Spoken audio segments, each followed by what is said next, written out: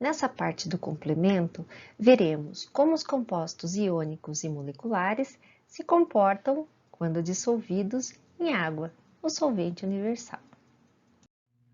Quando uma substância sólida se dissolve em um líquido, o sólido parece desaparecer. Vocês já notaram isso? Será que esse sólido desaparece? Será que o processo de dissolução é uma propriedade física ou uma propriedade química? A solubilização é uma propriedade física, ou seja, o sólido, quando dissolvido, os componentes desse sólido não mudam suas características químicas, eles são rearranjados apenas em um outro formato, mas eles continuam em solução com a mesma propriedade que eles estavam dentro do retículo cristalino.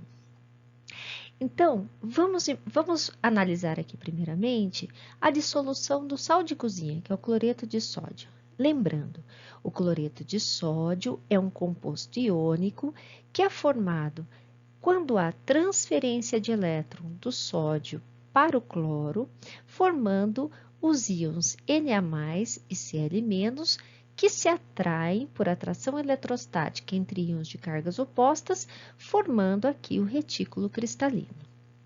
A água é um solvente polar. O que significa isso? Que ela tem um momento de dipolo permanentemente, ou seja, a água tem um polo negativo e um polo positivo. Quando os cristais de sal entram em contato com a água, o que ocorre é uma organização das moléculas de água que vão apontar o seu polo para o íon de carga oposta.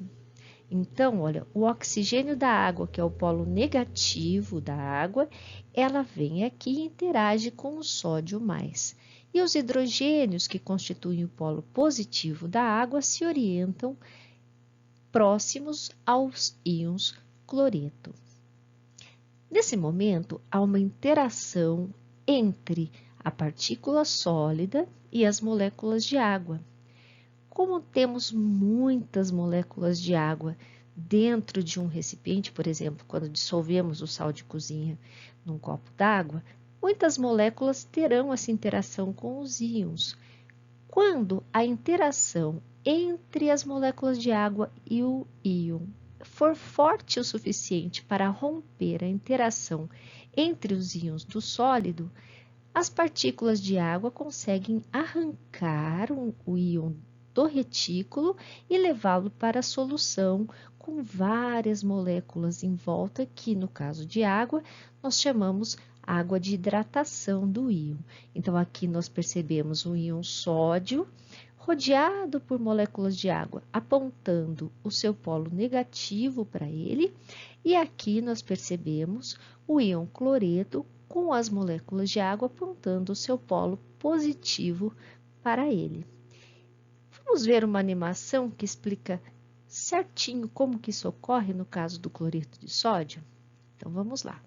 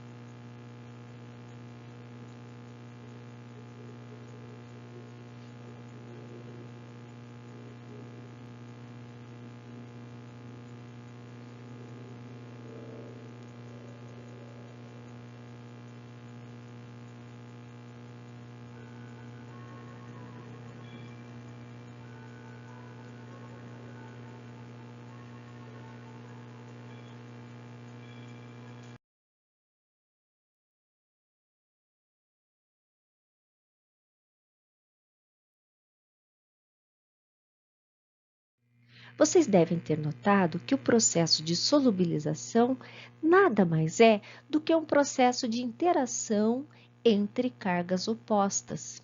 Sendo assim, podemos imaginar que todos os compostos iônicos deveriam ser solúveis em água, uma vez que os compostos iônicos sempre são formados por íons de cargas opostas e a água é uma molécula polar, ou seja, ela possui um dipolo permanentemente.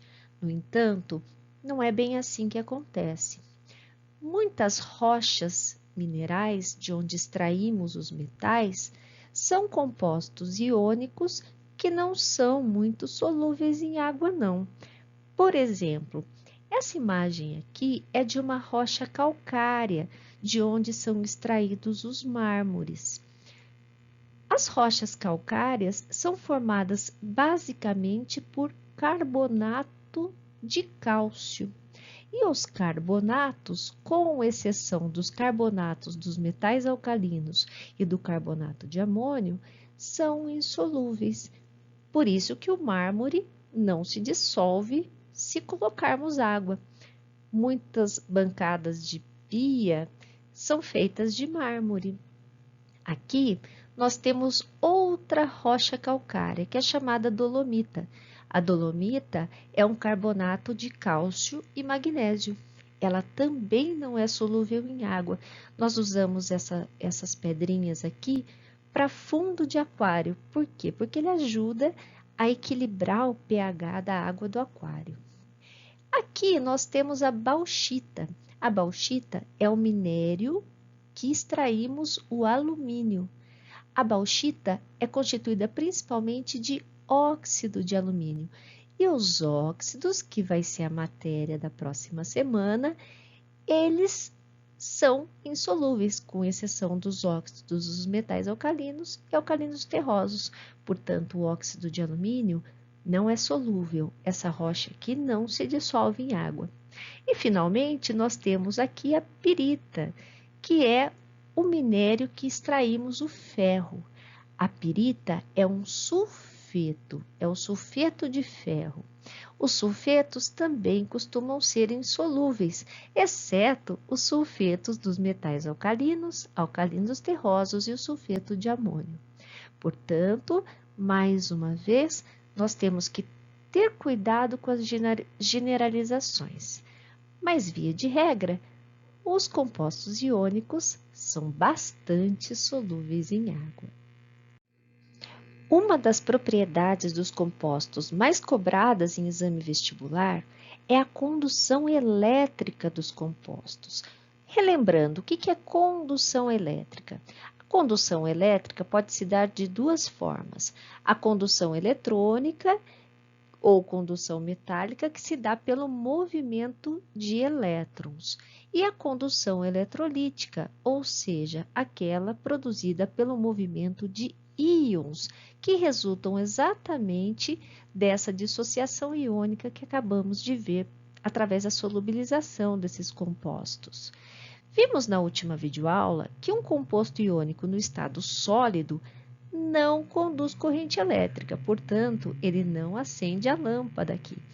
Por que ele não conduz corrente elétrica, apesar de ser composto por íons?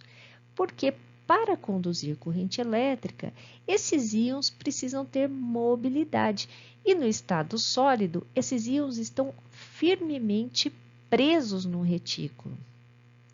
Quando fundimos um composto iônico, ou seja, oferecemos energia em forma de calor suficientemente para enfraquecer essas interações e transformar esse sólido em líquido, mas um líquido puramente composto pelos íons formadores desse composto iônico. Nesse caso, o composto iônico conduzirá corrente elétrica. Por quê? No estado líquido, e os íons terão mobilidade. Vocês percebem aqui, olha, os íons negativos estão indo para um lado e os íons positivos estão indo para o outro lado. Por quê? Porque esses eletrodos que estão aqui, que acendem a lâmpada, eles são carregados positivamente e negativamente. Os íons de carga negativa, eles vão se movimentar em direção ao eletrodo positivo e os cátions vão se movimentar em direção ao eletrodo negativo. Então, todo composto iônico, quando está no estado líquido, tem mobilidade dos seus íons, o que faz com que ele conduza corrente elétrica. Quando dissolvemos um composto iônico num solvente, por exemplo, na água, esses íons também têm mobilidade. Então, uma solução de água e sal, por exemplo, conduzirá corrente elétrica e acenderá a lâmpada. O processo de dissolução de sólidos moleculares polares em água é muito semelhante ao que acabamos de ver para compostos iônicos solúveis em água. Aqui apresento para vocês a molécula de sacarose, que nada mais é do que o açúcar de mesa que utilizamos no nosso dia a dia. A sacarose, ela é uma composição de uma molécula de glucose ligada por ligação glicosídica a uma molécula de frutose. Percebam nessa estrutura que temos muitos hidrogênios ligados ao oxigênio, ou seja, no cristal de açúcar, o que mantém as moléculas unidas são exatamente pontes de hidrogênio que são constituídas de uma molécula para outra. Então, quando a gente vê um cristal de açúcar, o que mantém essas moléculas unidas são pontes de hidrogênio. Quando jogamos o açúcar na água e ele se dissolve, o que acontece é que as moléculas de água vão interagir com essas hidroxilas aqui, ou esses hidrogênios ligados ao oxigênio, também por ligação de hidrogênio. Muitas moléculas de água vão entrar nesses sítios e vão conseguir vencer as pontes de hidrogênio que ocorrem entre uma molécula de sacarose e outro. Quando isso ocorre, a molécula de sacarose é arrancada do cristal e vai para a solução com várias moléculas de água fazendo a solvatação ou hidratação dessa molécula. Será que as moléculas polares conduzem bem corrente elétrica? Vamos começar analisando a água pura. Será que a água consegue conduzir corrente elétrica? A água é uma espécie muito particular que ela consegue, mesmo estando pura, se ionizar e formar os cátions H3O+, e OH-. Mas essa ionização da água, ou autoionização da água, como veremos mais adiante, ela se dá em pouquíssima extensão, ou seja, se temos um recipiente com água destilada, ou água pura, provavelmente não devemos esperar uma condução muito efetiva, porque a condução elétrica depende da quantidade de íons presentes em solução. Então, se colocarmos esses eletrodos em um recipiente com água pura, veremos, olha, que a lâmpada acende muito fracamente. Ou seja, a água, apesar de ser uma molécula polar unida por ligação de hidrogênio, que é a mais forte das três interações intermoleculares, não conduz bem corrente elétrica. E a pouca condução que ela tem é devido aos íons que são formados na sua autoionização. Se eu colocasse açúcar na água, também não observaríamos, só se tivéssemos um sensor muito sensível, não perceberíamos condução efetiva de corrente elétrica. Mas algumas moléculas polares, como os ácidos, vou colocar aqui um ácido forte para vocês verem. Os ácidos vão ser tópicos o próximo tópico, nós vamos estudar os ácidos e nós vamos ver que os ácidos, eles, apesar de serem compostos moleculares, ou seja, o hidrogênio está ligado covalentemente a um não metal, quando Em solução aquosa, ocorre a ionização desse ácido, ou seja, a água quebra essa molécula e forma íons negativos e positivos. E a força do ácido vem exatamente da quantidade desses íons que são formados em solução. Se eu formo bastante íon em solução, o que podemos esperar? Podemos esperar que, quando colocamos os eletrodos em solução, a lâmpada acende com mais eficiência, ou seja, alguns compostos moleculares que se ionizam com bastante extensão conseguem conduzir corrente elétrica. Os compostos moleculares que apenas se dissociam, como é o caso da sacarose que vimos anteriormente, não conseguem conduzir corrente elétrica com muita eficiência. E as moléculas apolares? Será que eu consigo dissolvê-las em água? Nós apresentamos o óleo e a água, tá? Aqui eu tenho água com corante, né? Por que o óleo não se mistura na água? Porque o óleo, ele é uma molécula apolar e a água é uma molécula polar. Então, eles não têm afinidade para interação. Nesse caso, eles não vão se misturar, ou seja, o óleo não é solúvel em água. Quanto menos polar for a molécula, mais dificilmente ela vai se dissolver em um solvente polar. E melhor, ela vai se dissolver em um solvente apolar. Por exemplo, o óleo se solubiliza muito bem em gasolina, mas não se solubiliza na água. Isso se deve à diferença de polaridade entre essas partículas. E quanto mais ligações polares a molécula tiver, mais facilmente ela se dissolve em um solvente polar. Lembra do exemplo da sacarose? Ela tinha muitas regiões com hidroxilas, ou seja, com hidrogênios ligados ao oxigênio. Então, são muitos pontos da molécula em que pode haver interação entre a molécula e do composto molecular e as moléculas de água do solvente. Mas, ó, tem o desenho aí, né? A água e o óleo, eles não se misturam.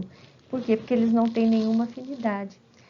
Mas como que a gente consegue lavar a louça e tirar a gordura se a gente faz esse processo utilizando água? Nós utilizamos, além da água, detergente. E o que o detergente faz nessa mistura? Quando eu coloco detergente, daqui a pouquinho eu mostro para vocês como que é a fórmula de um detergente ou de um sabão. Quando a gente coloca esse detergente e mistura, o detergente faz a ponte entre a água e o óleo. Então, quando a gente mistura a água e o óleo, olha, com o detergente, eles se misturam. E com isso, eu consigo eliminar o óleo da minha louça que está suja. Vamos entender melhor como funciona esse processo?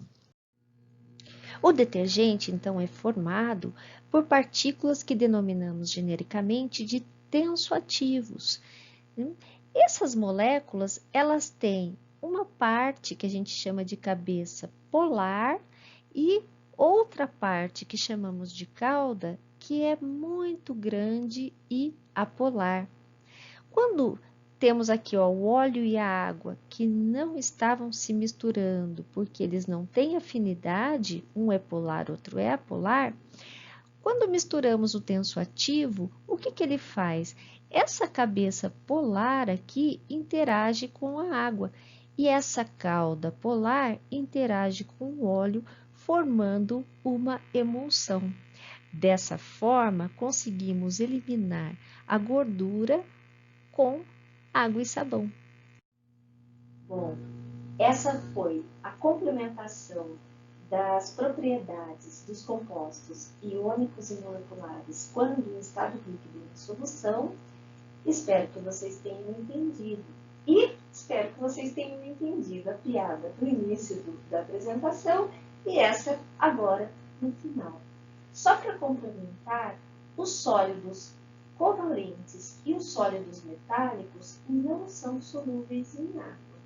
A água não consegue interagir de tal forma para romper ligações covalentes e ligações metálicas. Okay?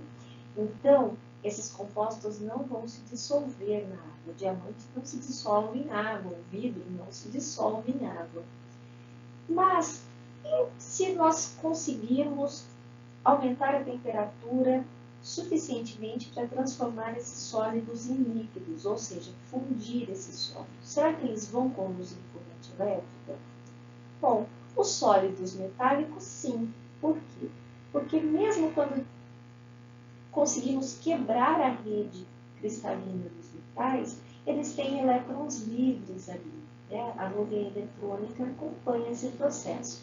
Então, os sólidos metálicos são os únicos que conduzem corrente elétrica no estado sólido e no estado líquido. E os sólidos covalentes, se conseguimos um vidro fundido, entramos lá a 3.500 graus Celsius e conseguimos fundir o silicato. Será que o silicato fundido conduzirá corrente elétrica? Ele não conduzirá corrente elétrica. Por que não conduzirá? Porque ele vai formar partículas que são moléculas que não têm carga efetivamente. Entendido, pessoal? Bom estudo para vocês e até breve!